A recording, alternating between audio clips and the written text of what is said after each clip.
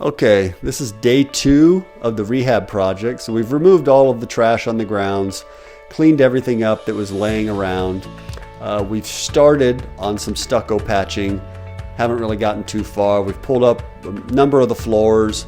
We've started working on the walls. They've been patched and repaired so many times that there's big clumps of just paint and plaster and anything you can imagine stuck to the walls. So we've sanded it all down, tried to get a nice smooth surface so that we can put a nice skim coat on there, put some texture on it and paint it so it looks nice.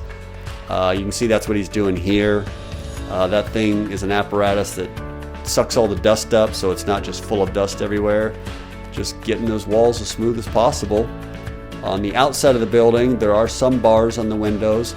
We'll have to put some steel mesh on there because bars to me aren't good enough. Once you put the mesh, it really helps from the window breakage. So we'll do that. And then out front where the fence is in really, really bad shape, that whole thing has to come down.